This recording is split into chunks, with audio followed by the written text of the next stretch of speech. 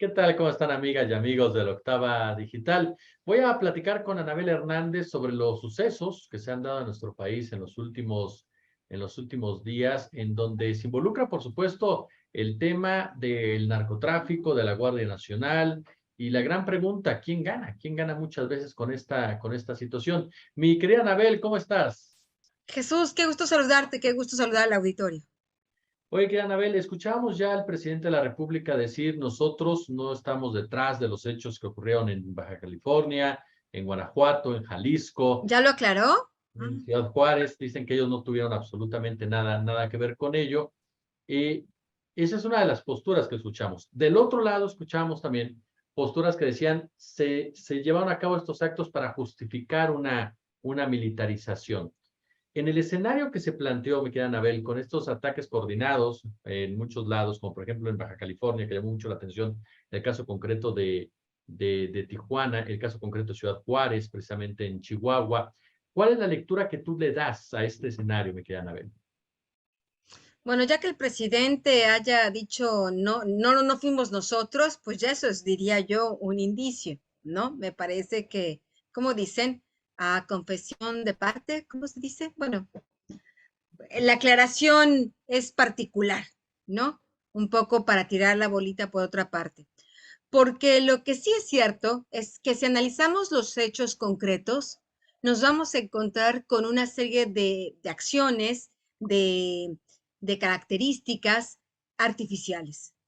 Quienes llevamos muchos años investigando, observando, anotando los modus operandi de los carteles de la droga, de la delincuencia organizada, podemos notar, al menos lo noto yo, muchos factores artificiales en lo fabricados, una fabricación de lo que sucedió en estos días del 9 al 12 de agosto pasado. Número uno, tenemos que contemplar el contexto. El contexto es que el presidente, un día antes, el 8 de agosto, anuncia que por sus pistolas, por un decreto presidencial que violenta la Constitución, quiere militarizar al 100% la Guardia Nacional, lo cual le está prohibido legalmente. La Guardia Nacional, que recordemos, sustituyó a la Secretaría de Seguridad Pública Federal, la Policía Federal. Esta Guardia Nacional es de carácter civil y es la responsable de la seguridad pública en temas federales en el día a día, en la cotidianidad. Ahora el presidente quiere pasarla un 100% a manos del ejército mexicano. El día 9 de agosto, cuando todos estos hechos inician, el presidente dice pues que ya lo conocemos, que él nos echa para atrás y que pues la militarización va porque va, palabras más, palabras menos, es el mensaje que da el 9 de agosto y horas después empiezan esta serie de eventos violentos de manual, porque es increíble cómo es posible que en diferentes partes de la República, y se supone, de acuerdo a las versiones oficiales del gobierno, hechos violentos perpetrados por organizaciones criminales diversas e incluso algunas de ellas antagónicas, ¿cómo es posible esta uniformidad? Donde tenemos vehículos incendiados, donde tenemos personas encapuchadas, donde tenemos quema de oxos, ¿no? Como si esa fuera la marca distintiva del operativo, por llamarlo de alguna manera, ¿no? Coordinado en diferentes estados de la República. Y tenemos también un gobierno federal que se hace a un lado, un gobierno federal que tiene presencia en todos los centros de comando y control, los llamados C5, que operan en cada una de estas ciudades donde ocurrieron los hechos. Y este es un dato fundamental, porque el C5 está todos los mecanismos de radiocomunicación de policías locales, estatales, ejército, marina y PGR, ahora Fiscalía General de la República, están coordinadas de manera tal que llega inmediatamente un anuncio de emergencia y todos lo reciben al mismo tiempo. Son ciudades que prácticamente están monitoreadas a través de cámaras de seguridad que controlan el C5. ¿Cómo es posible que el gobierno federal, que el ejército no haya visto todas estas movilizaciones y no haya actuado. Estamos hablando de que en Jalisco, un estado de oposición, y ahí está el otro factor a tomar en cuenta, de los 4 estados donde ocurrieron los ataques, 3 fueron de oposición, donde ocurrieron los eventos más violentos. Hoy el presidente de la República recrimina en la conferencia mañanera que en Ciudad Juárez, pues el gobierno no quiso que entrara el ejército, ¿no? Como si fuera culpa del gobierno que entrara el ejército, ¿no? Y como si el ejército de facto, al ver un delito federal, tiene que entrar porque tiene que entrar, ¿no? Entonces, son justificaciones, pues realmente bastante pobres. Y tenemos que el gobierno federal no actúa y, por ejemplo, en Jalisco dejaron horas ahí a la gente totalmente a la deriva, en manos de la delincuencia organizada. Esto que estamos viendo, los teóricos le llaman en Europa la estrategia de la tensión, que ha ocurrido en diferentes fases de la historia de Europa, particularmente en Italia. ¿Qué opinas, querida Anabel, del otro lado, de las otras voces que dicen, en realidad, son otros grupos los que están queriendo generar una inestabilidad para el gobierno federal y utilizan, por ejemplo, el cártel de Jalisco Nueva Generación, que estaría vinculado precisamente con otros intereses empresariales, militares y políticos? Yo creo que es una manipulación.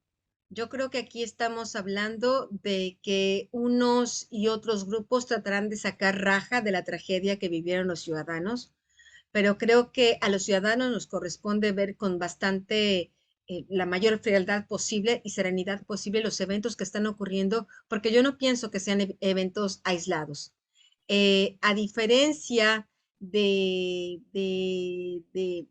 otras circunstancias, es el gobierno federal, recae en la figura del gobierno federal el control de la seguridad nacional, el establecimiento de la seguridad nacional. Esto que sucedió, no cabe duda, es responsabilidad del gobierno y repito, es una clara estrategia de la tensión. En Europa, la estrategia de la tensión consistía en crear caos, crear desorden para imponer un nuevo orden.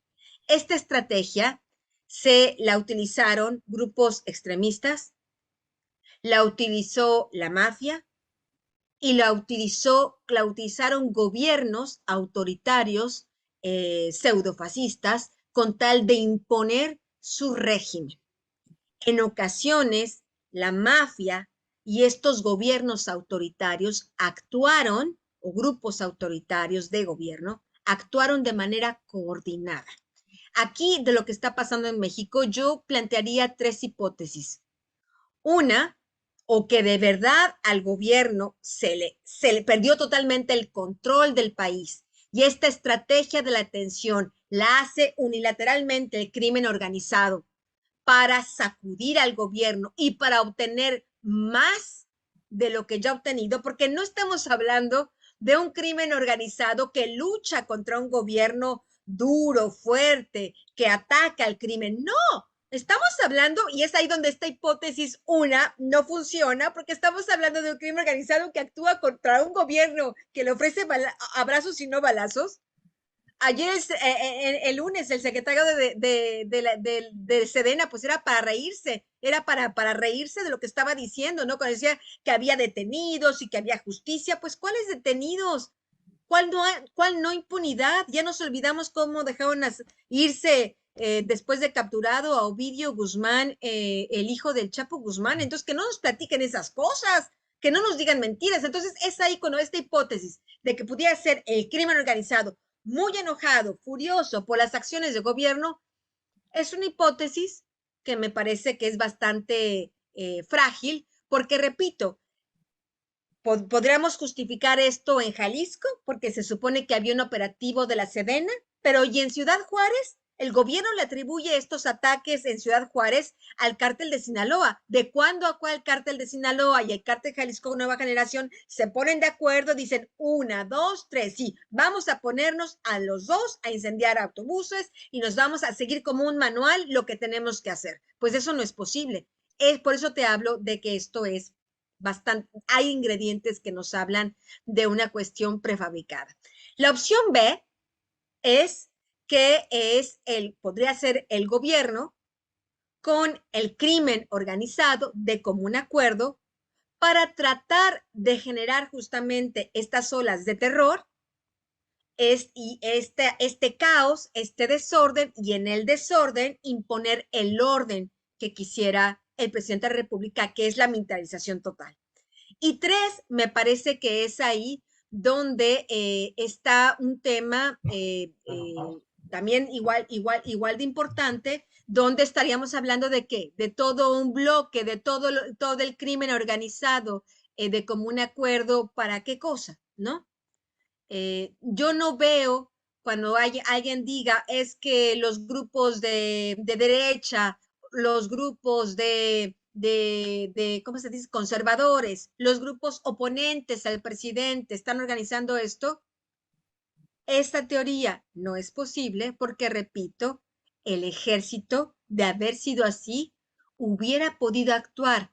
La negligencia, la espera del ejército, el dejar hacer, dejar pasar y después actuar única y exclusivamente prácticamente en Tijuana, porque ahí en Tijuana, como es el modelo de este caos, si primero atacan a los tres estados de oposición y después un poco por cubrir las apariencias, atacan también a Tijuana en el mismo modelo que los otros, pero ahí con una violencia muy contenida. A mí me parece que estamos ante una situación de este tipo de modelo, de estrategia de desorden, y al menos, y lo digo con mucha responsabilidad, cuando estuve consultando al interior del gobierno qué se pensaba, cuál era la hipótesis de lo que había sucedido, yo pude hablar con una persona muy cercana a Palacio Nacional, que lo que me planteó es esta opción B, de que habría sido una situación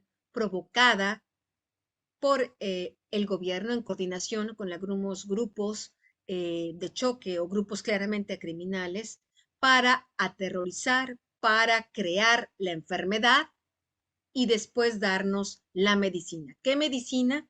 Pues ya lo había dicho el presidente, una militarización total, porque en esta hipótesis, en este planteamiento que se me hizo, Andrés Manuel López Obrador está pensando ya en su salida inminente, ¿no? Va a entrar al cuarto año de gobierno, le faltarían solo 2, tiene ya la elección presidencial encima, él mismo ha acelerado este proceso en Morena, y él lo que está pensando ya en este momento es de blindarse. Y me comentaban que toda esta militarización, darle tantos contratos al ejército, darle tantas prerrogativas. El ejército está el responsable de aduanas, es el responsable del aeropuerto principal emanado de este gobierno, será el responsable del Tren Maya, es el responsable de las construcciones y de las obras públicas más importantes de este sexenio, le quiere dar el 100% de la seguridad pública porque supuestamente sería el ejército. ¿Y qué peligroso es esto si es verdad? Si esto es real, sería el ejército el garante de cuidarle las espaldas a Andrés Manuel López Obrador y supuestamente sería el garante de cuidar lo que él llama su proyecto de gobierno, que hemos visto lo que es hasta ahora, un fracaso. Bueno, pues se supone que por eso todas estas dádivas, todas estas concesiones, todo este empoderamiento del ejército. Por supuesto, estamos pensando que en esta teoría el presidente estaría pensando que el ejército le sería leal. Lo que el presidente no entiende es que el ejército que tenemos en México es principalmente leal a sus intereses. Oye, Anabel, y en este marco precisamente también quiero preguntarte sobre otro tema, el tema de Rafael Caro Quintero. Tú presentaste dos trabajos muy interesantes, por supuesto, en Deutsche Welle, en donde hablas de cómo fue detenido este capo. Muchos se dijo que se detenía la Marina, si la Marina había participado en esta detención, pero en este trabajo que tú señalas, la Marina no reconoce haber participado en esta detención. ¿Qué pasa alrededor de Rafael Caro Quintero y cómo explicar entonces de entrada quién lo detuvo, ¿no? Yo creo que por eso es importante, repito, tomar con mucho cuidado todas las versiones oficiales, no de ahora, de siempre. El gobierno de México, este sistema presidencial que da tanto poder a un solo hombre, sea quien sea del PRI, sea del PAN, sea de ahora de Morena, esta acumulación de poder permite mucha discrecionalidad en la forma en que como el gobierno construye las historias, reconstruye los hechos, hace su versión y nos la receta a los ciudadanos. El caso de lo que pasó estos días me parece que es uno de esos casos. El gobierno no ha podido explicar bien a bien lo que pasó. Es increíble que no lo haga hasta este momento. Y es lo mismo que pasó con Rafael Caro Quintero. El gobierno, el presidente de la República, la propia Marina, nos manda videos, hace comunicados de prensa diciéndonos que Rafael Caro Quintero fue detenido en operativo por la Marina, donde aseguró el presidente categóricamente la DEA, esta agencia antidrogas americana, no tuvo ninguna injerencia. Es la versión que nos dijo el gobierno, que se contradice a las pocas horas después. Número 1, la Secretaría de Marina, a petición de un juez que le dice, dime cuál fue tu participación, dime si tuviste incomunicado a Caro Quintero, dime si ejerciste tortura en contra de él, dime si ejerciste contra él una desaparición forzada, porque hubo varias horas en que Caro Quintero no fue presentado ante el juez que emitió la orden de detención, y esto ya es una ilegalidad. Lo que responde la Marina es, yo no lo detuve. Yo nunca lo tuve bajo mi custodia. Yo no tuve ninguna participación en su detención. Eso responde la responsable jurídica de la Marina en un documento firmado ante el juzgado. Estamos hablando de que lo que vimos todos en vivo y en directo, estos lo descalifican y lo rechazan, lo desmienten en un documento. Y después tenemos al propio Rafael Caro Quintero, que es un asunto que los medios no han atendido, pienso yo, con el suficiente interés, pero que será un tema issue, será un punto fundamental en esta disputa por la extradición, la forma en que Rafael Caro Quintero realmente fue detenido. Y lo que él dice desde prisión en una llamada telefónica que registraron entre él y uno de sus abogados, él dice categóricamente, fue la DEA, la Marina e Interpol quienes estuvieron en mi detención. Lo cual no es sorprendente, porque lo mismo ocurrió en la detención del Chapo Guzmán ahí en Mazatlán. Cuando entra el ejército, cuando entra la Marina a detener en aquel departamento al Chapo y estaba ahí esta Emma Coronel, Emma me lo describe directamente, entra la Marina, ella estaba medio desnuda, él también, los bajan a los dos maniatados al estacionamiento de la torre y ahí estaba la DEA esperando al Chapo Guzmán. Entonces, esta versión que da Caro Quintero, que la da espontánea, él no sabía evidentemente que estaba siendo grabado, es una llamada que él hace de estas llamadas telefónicas autorizadas por el penal, a los que todos los presos tienen derecho cada 9 días, una vez que están internados, para hablar con sus abogados o sus familiares. Entonces, es una declaración muy espontánea que él hace. Él dice, fue la DEA. Y entonces la versión oficial que nos dijo el presidente, que no había tenido ninguna injerencia, aquí va a haber una situación realmente muy grave, porque pareciera que se están generando fortuita o a propósito una serie de elementos que la defensa de Caro Quintero bien y no muy difícilmente podría argumentar de fallas al debido proceso, y no solo frenaría la extradición, sino que incluso hasta, según le dice el abogado vía telefónica, esto lo podría poner en libertad. Claro. Mi querida Anabel Hernández, yo como siempre de verdad te agradezco estos minutos para la octava, oye. Gracias, gracias, Jesús. Y quisiera hacer Oh, una última acotación, si me la permites. Cuando hablo de que el ejército mexicano hoy está sirviendo más a sus intereses, no me refiero, por supuesto, a la totalidad del ejército mexicano. Me refiero a esta cúpula nociva que se ha inserido en el ejército mexicano desde hace varios años, donde Luis Crescencio Sandoval es parte de esa cúpula no dijéramos impecable del ejército. Luis Crescencio Sandoval era uno de los hombres más cercanos a Salvador Cienfuegos cuando era Salvador Cienfuegos titular de la Sedena. No olvidemos que Salvador Cienfuegos fue acusado de cargos gravísimos de narcotráfico por el gobierno de Estados Unidos y fue por la presión de Luis Crescencio Sandoval que Andrés Manuel López Obrador el primer día dijo, felicitó, celebró que hubiera sido detenido Cienfuegos y al otro día reculó por exigencias del ejército y lo rescata de una prisión segura, de una condena segura allá en Estados Unidos. De este ejército estoy hablando, de que está más ocupado, ¿no?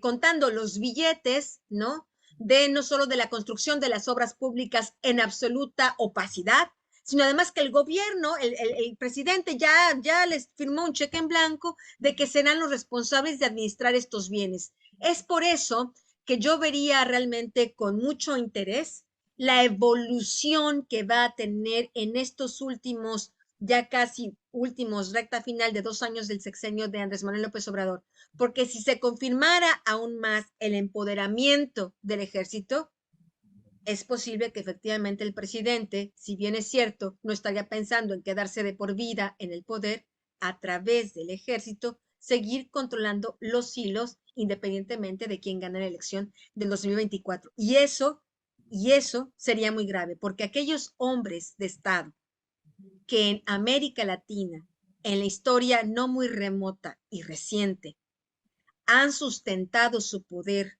en el ejército, ninguno de esos gobiernos ha terminado bien. Totalmente de acuerdo. Me queda, Anabel, como siempre, muchísimas gracias. Saludos. Gracias, Jesús. Hasta luego.